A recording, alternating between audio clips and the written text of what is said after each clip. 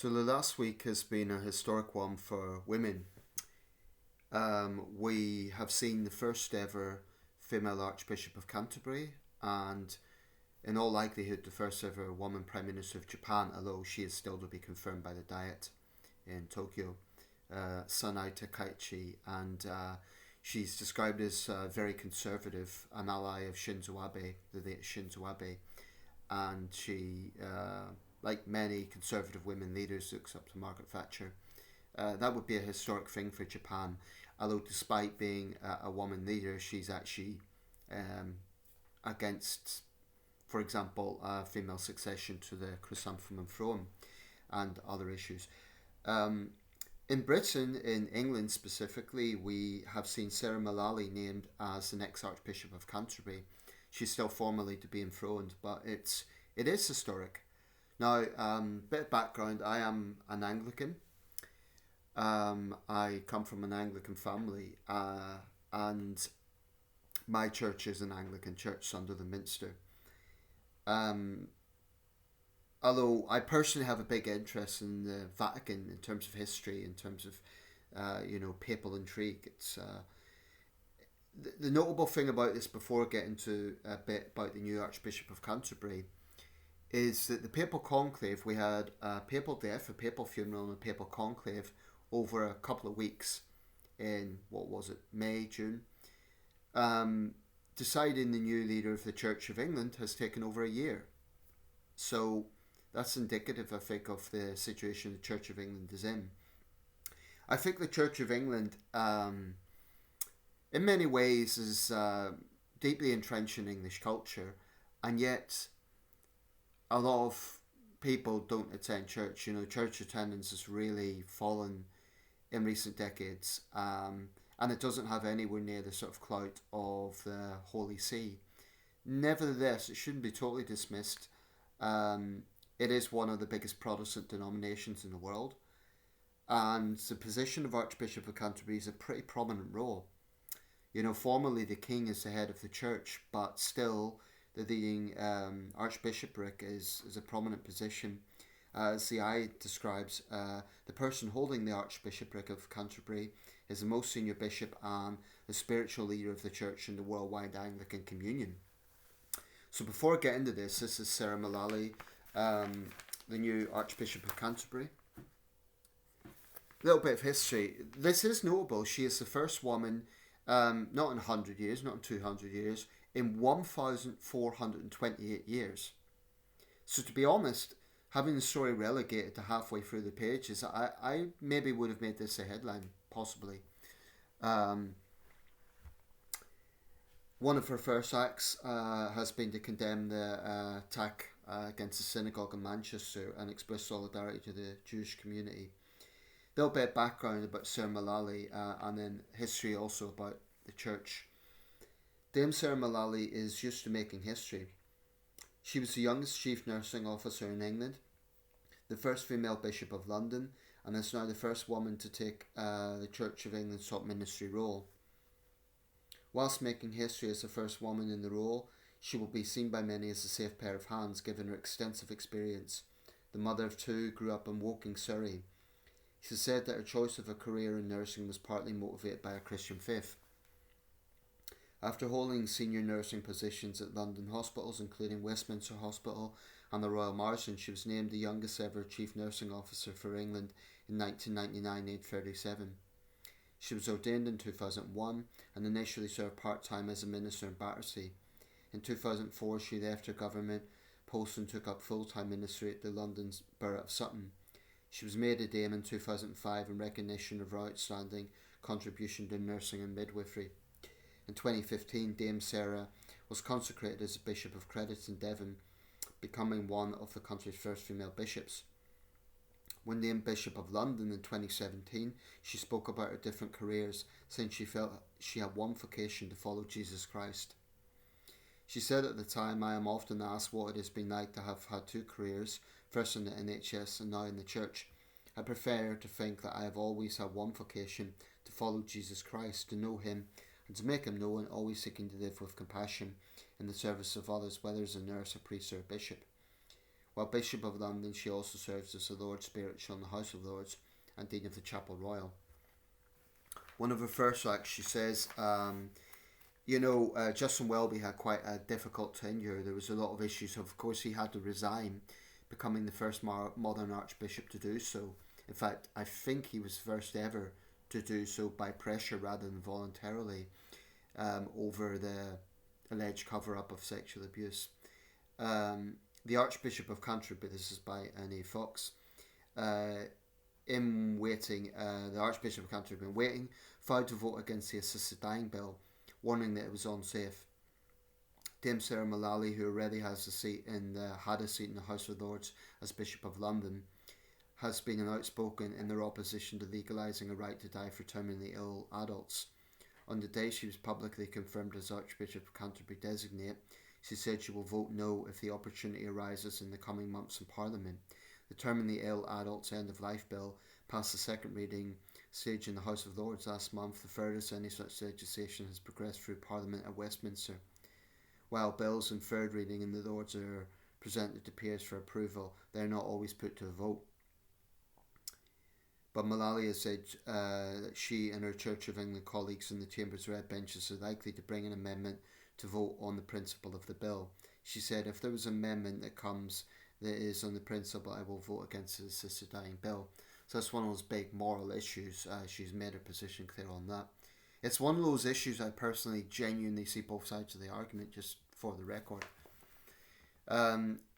Sally Guincourt writes, Mullally faced a stormy start to her new role. Dame Sarah Mullally takes the helm of the Church of England during a particularly stormy period. One of the biggest challenges ahead is the safeguarding and historic abuse scandals within the Church. Justin Welby resigned in November 2024 after an independent review concluded Christian camp leader and serial abuser John Smith might have been brought to justice had the former Archbishop reported him to police in 2013. Survivors have called for all church-employed safeguarding officers to be transferred to a new independent body. Blessings for same-sex couples and civil partnerships and marriages is another contentious area. In February 2023, the General Synod voted in favour of allowing blessings, but there has been no agreement on the use as part of standalone services. Dame Sarah described the 2023 result as a moment of hope in the Church, but recognised differences of opinion remained. The role often strays into politics. Welby criticised the previous Conservative government's scheme to send asylum seekers to Rwanda, and the Church has joined calls to scrap the two-child benefit limit. Welby was often accused of being too political. There's been some very prominent office holders in this role. So I'm going to go briefly through the history of the Archbishopric. To date, there's been 106 office holders, including Dame Sarah Mullally. So 106 since the year 597. Augustine of Canterbury was called the first Archbishop in the role, and he was sent to England to convert Anglo-Saxons by Pope Gregory the Great. So Augustine of Canterbury is important by virtue of being the first Archbishop. That was in the year 597, before England was even a formalised unified country. So 106 archbishops since that time in those 1,428 years. That works out at tenures of roughly an average of 13 years each. So it's not a role that is passed over immediately. There's usually a fair tenure, and that's longer than the average tenure for prime ministers, incidentally, which is about 6 years. So some prominent office holders. Sarah Mullally's made history, obviously, as the first woman, but going throughout history, I'm just picking at random here. Thomas Becket, of course, famously murdered, assassinated under the reign of King Henry II, I believe it would be, 1170. And Henry II was heavily criticised for his role in that. He famously said, "Will no one rid me of this turbulent priest?" Now, whether that was a direct call to murder the Archbishop or not is still a matter of debate. But it is known that he flagellated himself in penance through the streets of Canterbury. So Thomas Becket, 1170, St. Augustine, 597. Thomas Becket died in 1170. and he served in the Archbishopric from 1162 to 1170. Then we go forward in time to Simon of Sudbury, who was brutally killed during the Peasants' Revolt in 1388. Just going forward here. Actually, 1381. Under the reign of Richard II, he was dragged basically from the Tower of London and beheaded. So pretty brutal end to Simon Sudbury. Then going forward in time, we've had some very prominent Archbishops of Canterbury who effectively were the equivalent of Prime Minister at the time. Thomas Cranmer, who had been Archdeacon of Taunton, the first Protestant Archbishop. This was following the Reformation. Excommunicated by Rome and deprived for heresy 1553, put to death by burning at the stake the 21st of March 1556. That's Thomas Cranmer. He was followed by Reginald Pole, Cardinal Pole, who was the Dean of Exeter, created a cardinal in 1536, diocesan administrator since the 11th of December 1555, last Roman Catholic Archbishop. You know, archbishops in the 16th century were more than clergy, they were politicians and very powerful figures. Then we go forwards about a century to Archbishop William Laud, translated from London, executed in office, commemorated in the Church of England and the Episcopal Church in the United States. He was Archbishop of Canterbury from 1633 until his execution in 1645, so very prominent during the Civil War years. Let's see.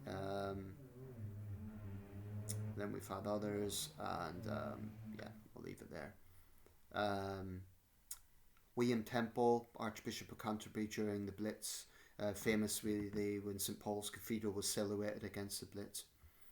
So 105 men and 1 woman in that period. It is a very prominent role. I think at its best the Church of England does offer something to this country, but I think there is times they're too political. Frankly, I think it's been too woke at times, to be quite honest. I mean, I would be progressive in several social areas, but I'm not really convinced that, you know, inundating Church of England buildings with pride, for example, is necessarily the way forward. I think the church can be inclusive without being woke for the sake of it.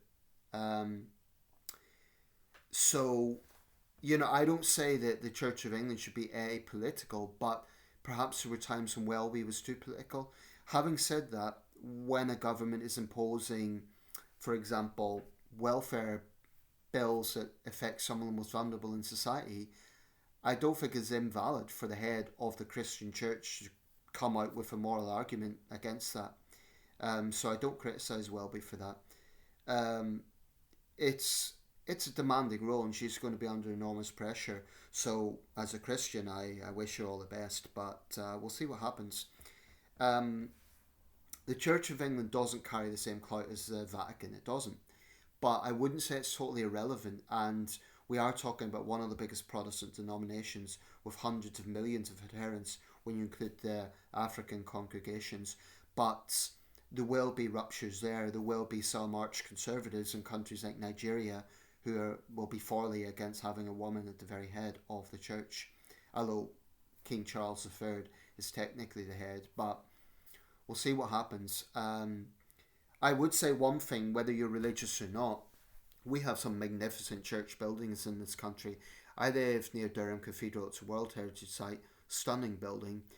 Even if you're not a practicing Christian, check out some of our cathedrals. They're wonderful buildings. They should be preserved. And, you know, I do feel somewhat sad when I hear of churches just going into disuse. This is part of our history, and whether you're a Christian or not, I think it should be acknowledged as such. No one, except the most dogged atheists, could deny that the Church of England has been extremely important in English history, without question. So it may have less influence today, but no one can say it's totally irrelevant. So I wish Sarah Mullally all the best in her new role. It will be demanding. She's going to have to, much like Pope Leo XIV, have to straddle a balancing act between being relevant in the 21st century but not polarising conservatives either. So it is balancing out that. She will also need to address any claims of historic sexual abuse. It's probably the most sensitive issue facing the church, and it's far from resolved. So that will be one of her major inbox items, I would say. So Dame Sarah Mullally, the first woman Archbishop of Canterbury in 1,500 years, almost.